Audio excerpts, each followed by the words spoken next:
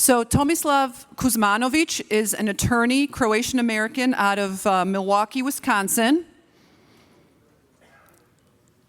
And he served as counsel for General Mladen Markac in the International Criminal Tribunal in The Hague. And now we're going to hear from Tom. Welcome.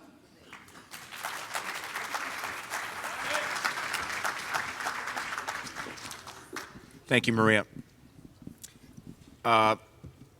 It's hard to put into a synthesized version of 30 minutes what happened over the course of from 2007 when I first started working on this case until 2012 when the case finished, but I will do my best.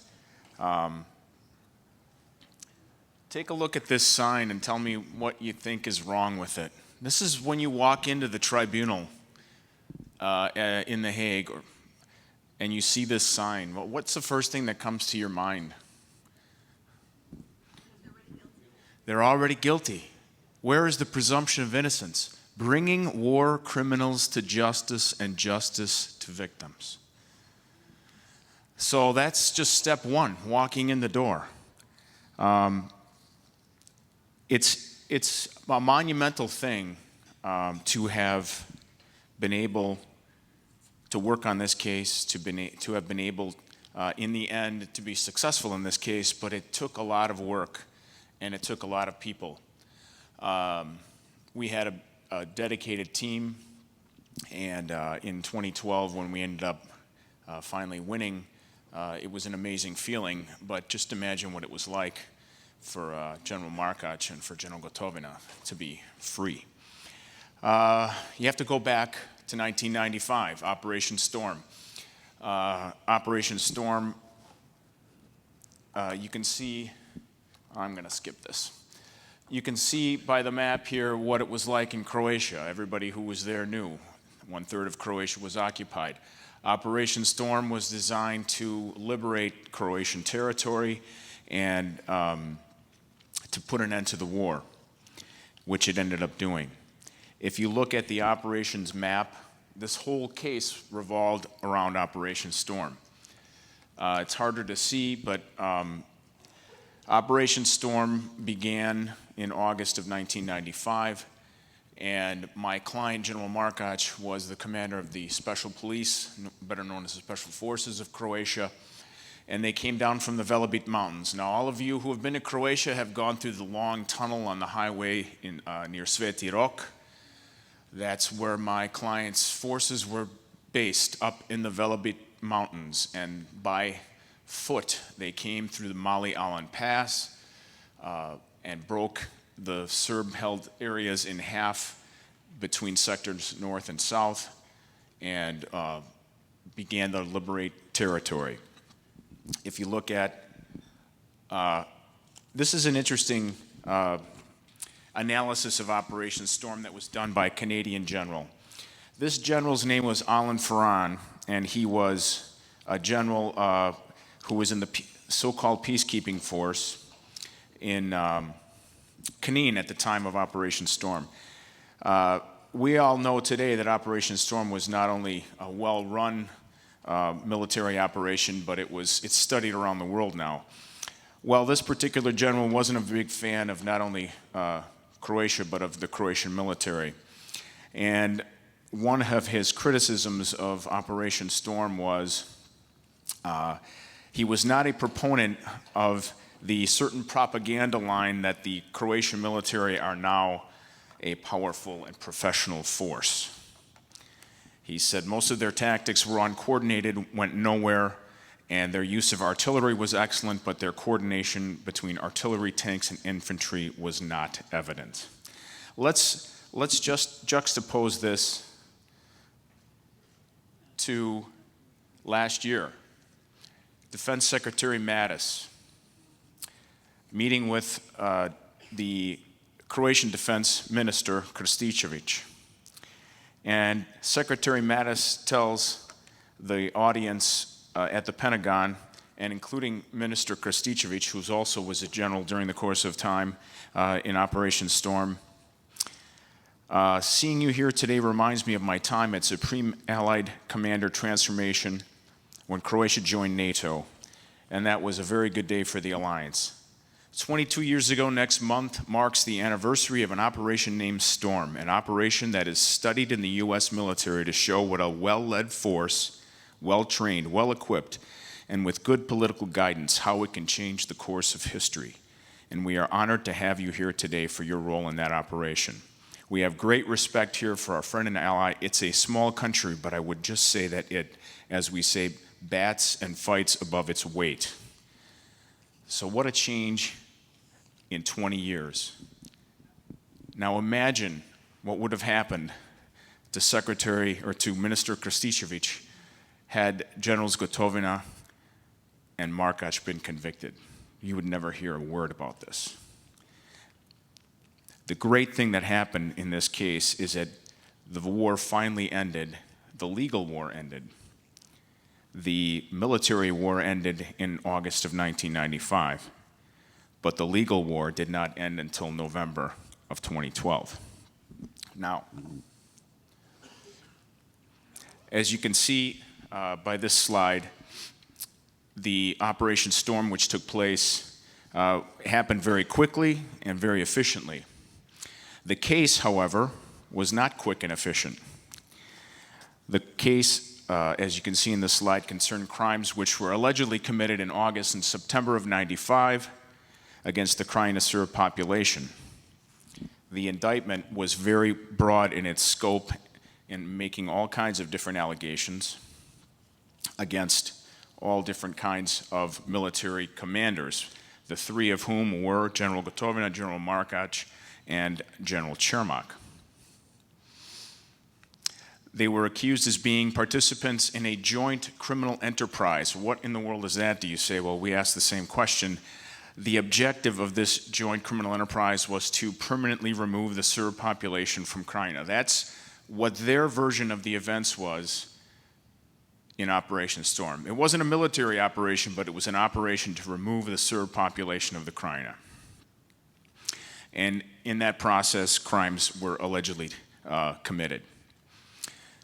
The case itself was heard over a period of more than 3 years. There were 303 trial days, 145 witnesses, over almost 5,000 exhibits. So all of this is going on in simultaneous translation: English, Croatian, Croatian, English, and French. All of those languages, for the most part, being used at the trial. So when witnesses are testifying, everybody's got headphones on, simultaneous translation. The length of time that it takes for many things to be translated, you got issues in the translations. Are they correct? Are they incorrect? Because there are certain terms of art that are used in the military that can be interpreted 3 or 4 or 5 different ways. The trial chamber, in its judgment of April 15th of 2011, framed this as a case as to whether Serb civilians and their property were the targets of crimes and whether the accused should be criminally liable for them. General Čermak's role was that of the military garrison commander of Knin. He was not involved in Operation Storm itself. He was there during the aftermath. The key factor for the prosecution in this case was that there was a meeting of the Croatian leadership, military and civilian, on the island of Brijuni on July 31st of 1995. And at this meeting, President Tudjman met with many high-ranking military and civilian officials, including General Markac, including General Gotovina. The trial chamber used the context of that meeting and the transcripts that were somehow given to the Hague prosecution by former President Mesić. He considered these statements as being in the context of the removal of the Serb population, and they used these transcripts very, very questionably. They would cut and paste very certain parts of the transcript to make it look like things that were being said weren't actually said. The basis for their factual attack on the generals was that artillery fire was used indiscriminately, and it was used primarily against civilians. So for their joint criminal enterprise to be implemented, it had to be implemented in a way that artillery was used to scare the population to leave. So they were alleged to have made ordered artillery attacks and unlawful attacks on civilians, mainly in 4 towns: Knin, Obrovac, Benkovac, and Gračac. My client's axis of operation included the town of Gračac, and the other 3 towns were under the operation of General Gotovina and his artillery forces. At the end, General Čermak was found not guilty, and he wasn't a member of the joint criminal enterprise. That was at the trial phase. One interesting note is he was not in Briuni on July 31st, but I don't think that was the clinching factor for his acquittal. Obviously, we were all happy that he was acquitted. We were not happy at the trial phase when it was over, because this is what our clients faced. At this time, I wasn't able to be at the I was significantly battling significant illness, and I was not in The Hague at the time. I was listening over the computer, and I was on GChat with my colleagues, and it was pretty brutal listening to what was going on. But we never gave up hope, and I know that back when I was in my college athletic days, you know what you're made of when you're down. And we were down. We were very down. Croatia was down. Everybody was down on the lawyers, too, because, God, you guys fought the good fight and you lost, and, it must be your fault. And we didn't feel that way, obviously, but that was a lot of what the sentiment was. So, what do we do now? Well, the judgment was several thousand pages. You have to weed through it. You have to find out what you can appeal, what is appealable. And we found that the key factor for their convictions on joint criminal enterprise, which is the only thing that our clients were convicted of, everything else flowed from the JCE concept, was that this planning meeting of July 31st was a plan to expel Serbs by directly attacking them with artillery. So we went back to the facts. All right, what are the facts? Well, in the trial chamber's judgment itself, the trial chamber found that there were many legitimate targets in those towns, which were in the evidence, which we had to dig out, which we presented in our defense. And the Croatian military fired at least 95% of its artillery rounds against legitimate military objectives. So think about that. They convicted 2 men who were superior officers on liability for having an alleged 5% error rate that were not allegedly connected to military targets. Okay, what's the second thing that happened? You would have expected the prosecution to trot out all these people who were victims of shelling. Well, they were unable at trial to identify a single victim in the whole military operation of shelling. They did reject the argument that we intended this to occur, meaning that Generals Gotovina and Markac knew that crimes would be committed against people during the operation. They rejected that entirely.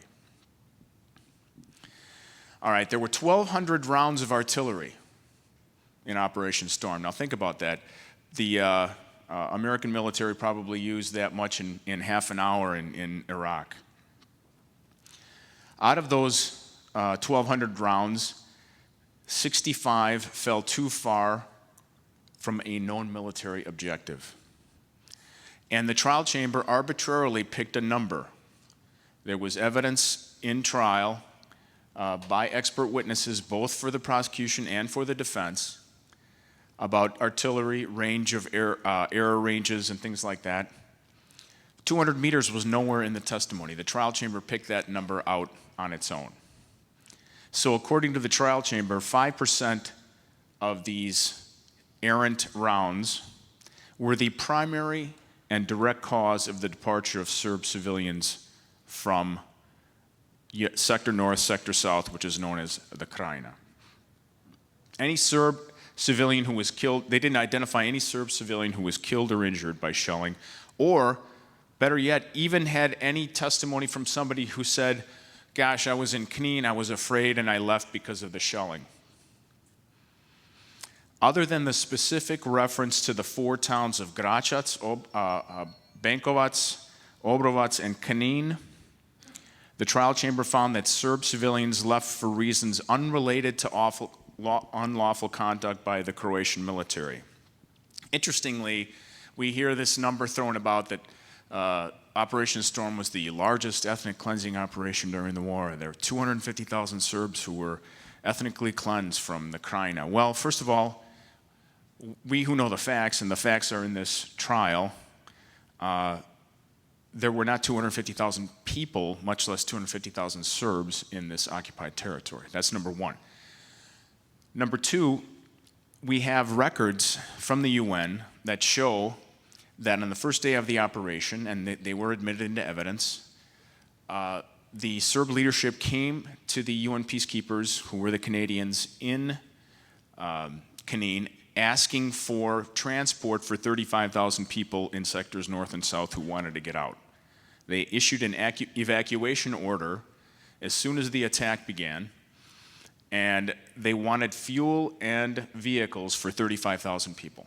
So this figure of 250,000 people comes out of thin air. What am I showing you here? This is a UN Sector South daily situation report. This is in evidence, and it talks about how the Croatian forces succeeded in their thrust from the general area of the Velebit Mountains, where special police units cut off the main road between Medak and Gračac. And then the next bullet point, RSK authorities requested UN to assist in evacuation of 32,000 civilian population. So where does that 250,000 number come from?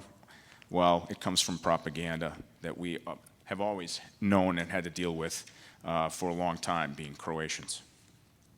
Now, what's another interesting part of the case that not too many people know about?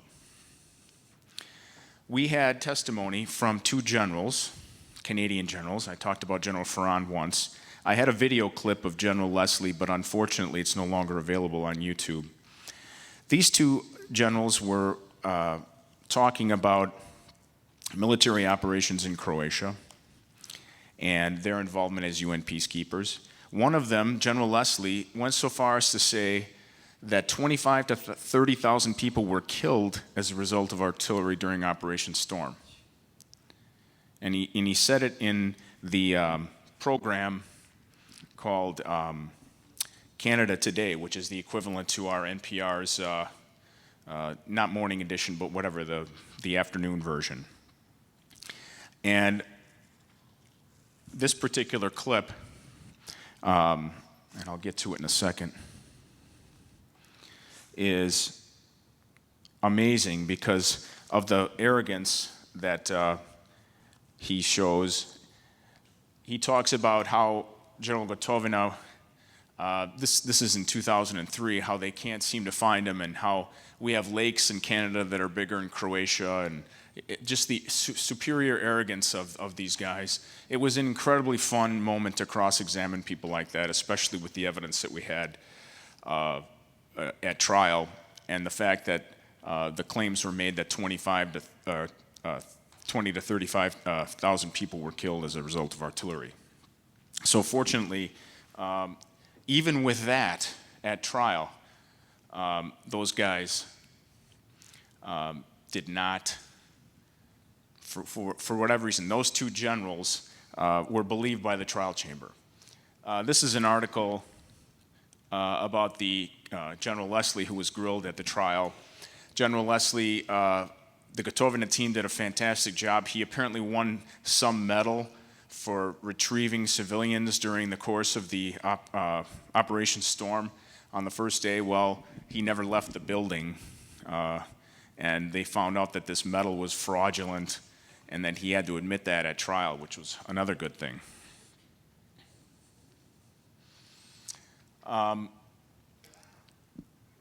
The convictions were a foreseeable consequence of the unlawful artillery attack. That's what the trial chamber said. And they could have actively opposed what ended up happening, but they still would have been convicted. That's how difficult the joint criminal enterprise liability theory is to defeat. Interestingly, they did not find General Markac or Gotovina liable of command or superior responsibility. Neither the trial chamber nor the appeals chamber.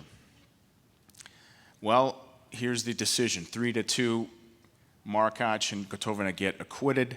There is no JCE that either one of them participated in or that existed among the Croatian government or military. The 200-meter standard was thrown out the window. And what I want to get to, interestingly, toward the end here, is that the trial chamber did acknowledge that the prosecution could not produce any evidence of a single Serbian civilian who claimed to have fled Croatia due to fear of shelling. They never identified any single person. Here's a really interesting piece of information that the UN came and put together. On the 18th of August, they did an assessment of the shelling of the artillery attack. And the UN military observers who were not affiliated with the Canadian peacekeepers concluded on August 18th that the shelling was concentrated against military objectives. Here is this report, and what's interesting, it's hard to see, and I'll try to find my copy of it. What's really interesting about this particular report is there's an admonition at the end of the report in paragraph 6 that says something to the effect of, we shouldn't really publicize this fact that the artillery was concentrated on military objectives, which when you think about it, why wouldn't they want it publicized? Well, the Croatian military was being heavily criticized because of what would happen after Operation Storm, and they didn't want this particular piece, which ended up being in evidence, publicly acknowledged. And that was always a difficult thing for the prosecution to understand, that this was deliberately held back from us until we found it. And the fact that the UN's own military observers concluded that the artillery fire on 15 days after Operation Storm took place was concentrated on military objectives was difficult for them to contend with.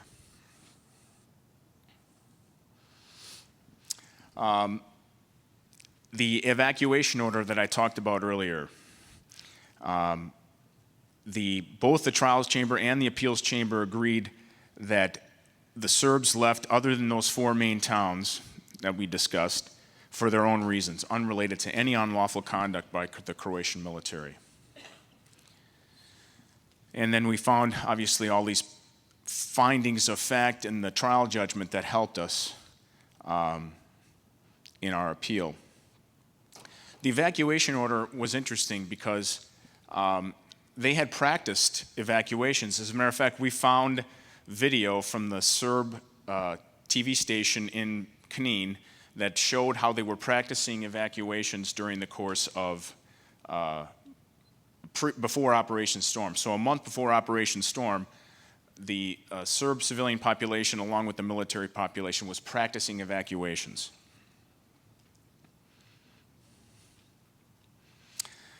What I wanted to also emphasize was that this 200 meters standard of artillery fire wasn't linked to any evidence which the appeals chamber could find, and they unanimously agreed that the trial chamber erred in using that standard.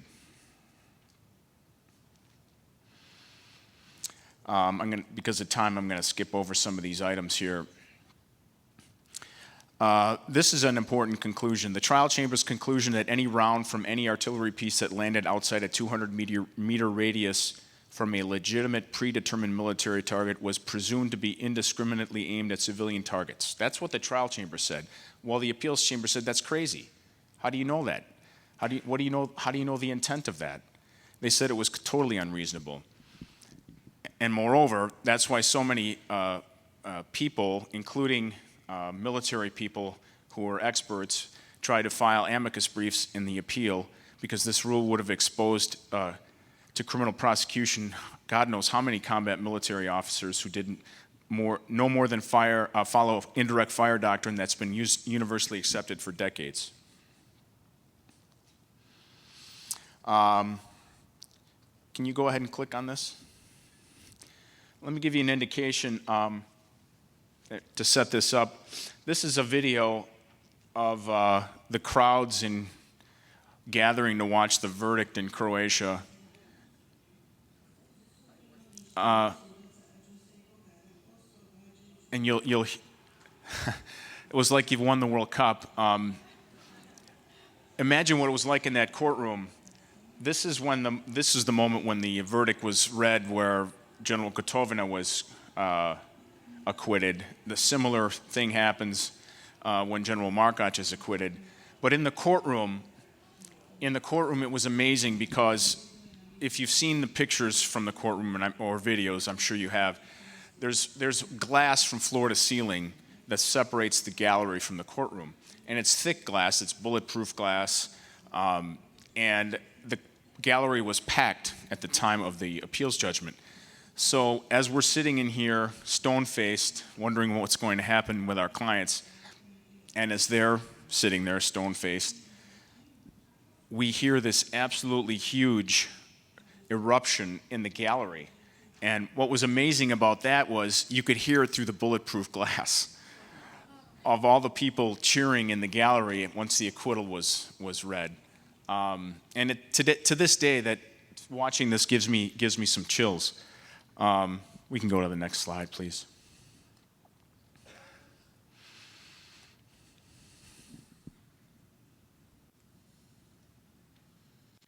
And then, of course, I'm sure you've all seen a lot of the pictures. These are pictures from the closing arguments that were made in August of 2018 after we were all done. The picture on the right is a picture of our house/office. Of course, we did have some time to have a little fun, as you can see. Friday night cocktails after work. Just some other scenes from The Hague. This is the picture that I like the most. I just wish my good friend Luka Mišetić was in the picture with me. That's Greg Kehoe. From the left, it's me, Greg Kehoe, Vlado Rendelic, who was our case manager. Greg Kehoe is one of Gotovina's lawyers. And John Jones, who was an English attorney, who was a barrister who was on our appeal team. And this is in the back, in the defense area after the verdict. You can tell we were not only overjoyed, but there was some exhaustion that went on. And this was with now President of the Constitutional Court of Croatia, Miroslav Šeparović, on the left. He was at first on our defense team, and then he left and I took his place, and then General Markac in the middle and myself. This was in the Rotterdam airport waiting to go back to Croatia. We had no idea what was going to happen, how we were going to get back. Of course, they were given like 15, here, we're taking you back to the prison, you have 10 minutes, pack all your stuff, you're going home. Of course, they did it in 5 minutes, but so that's how surprised everyone was in the courtroom. And that was the plane that came to pick us up, which I'll never forget. The lawyers got to go along for the ride, which was nice. And the picture on the right is after the appeals judgment was rendered. Luke and I are trying to make sense of it while people are asking us all these questions about what happened. Let me tell you, though, from an experience as a lawyer, it's something that I'll never have again. From experience as a Croatian-American, it's something that I'll never have again. And like I said, it wasn't one person. It took a big team effort for this to be accomplished, and it took a lot of work. As you know, Luka was in the case well before I was. I started in November of 2007. Trial started in March of 2008. Closing arguments were at the end of August of 2010. The The judgment was rendered on April 15th of 2011, and the appeal was filed later that summer, and the appeals judgment was in November of 2012. So this took a big chunk of all of our lives, and a lot of effort by a lot of people. But most of all, General Markac and General Gotovina are home, and that was the most important thing in the end.